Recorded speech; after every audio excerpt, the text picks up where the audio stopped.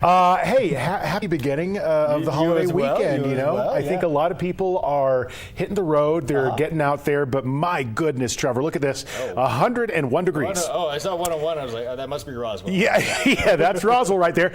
And, you know, just to show you the difference that elevation makes, Ruidoso is not terribly far from Roswell, but the elevation, it is higher, and that makes things cooler, just like we're seeing right here at 81 degrees in Ruidoso. So elevation, by the way, has more of a control over temperature than latitude. You know, even if you're really far north, you could still be pretty toasty on days like today because of the elevation. It's 82 degrees at Navajo Lake, and looks like people are out on the water having some fun. I think my banner right there is obscuring a little boat, but yeah, we certainly are looking at the beginnings of a great weekend. But I do want to, point out that it is hotter than normal. So if you are going out and about and you plan to continue to do so through tomorrow across the southeast, just be aware that heat precautions are needed. It's not the hottest you've ever seen, but it is the first hottest temperature of the year for that area.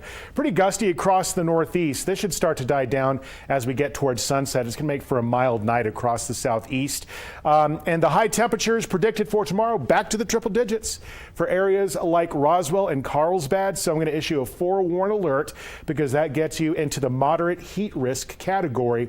And again, that is going to be for tomorrow, mid-afternoon into the early evening hours when we face the heat of the day. But by Sunday, we're going to start to get a system moving in. It's going to mean the potential of isolated storms across the northeast area of the state, maybe as far to the west as Central Mountains, or at least the eastern slopes of the Sangre de Cristo Mountains. But it will be cooler as we get toward Monday, at least in that area of the state where we could see some dry thunderstorms in the area, but there's going to be a better chance of that with incoming moisture on Tuesday, and some of those storms could cause intense downburst winds. But as we start getting toward the middle of next week, rain chances will be on the increase. Look at how hot it's going to be in Carlsbad tomorrow, 102 degrees, and pretty much all of southeastern New Mexico is going to be roasting in the sun, 101 for Roswell. But again, want to go to the mountains, cool down, Ruidoso, only 84 degrees. You can see that the southwest for tomorrow is also going to be cooking. Not quite as hot as today, in the mid-90s for areas like Deming, Hatch, and Las Cruces.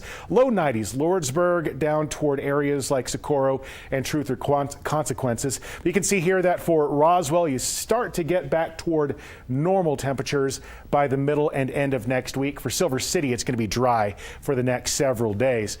For the northeast, in alphabetical order, we're looking mostly at 80s, really all across the region except for Logan and places like Santa Rosa and Tucumcari in those lower elevations. Across the northwest for tomorrow, it's going to be mostly in the 80s. Chinle, Arizona, Cortez, Colorado, and places like Cuba, Dulce, Gallup, Grants, all in the low 80s, so fairly comfortable and mild within those areas.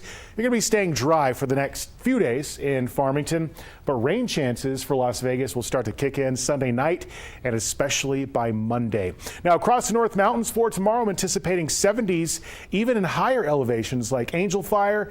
For the rest of the communities, it's going to be in the 80s, but you will be cooling down quickly by the beginning of next week with those increasing rain chances. East Mountains tomorrow in the 80s, some areas like Estancia in the high 80s, and it's back to the 90s, at least in valley locations, but those clouds will start to pile in, and they're going to put a certain stopper on the heat of the day. It depends when they get into town, but if they move in during the heat of the day, then we'll likely top out in the upper 80s for areas like Rio Rancho. But check this out, for Memorial Day, a little gusty because of nearby storms. Otherwise, everything's looking cooler.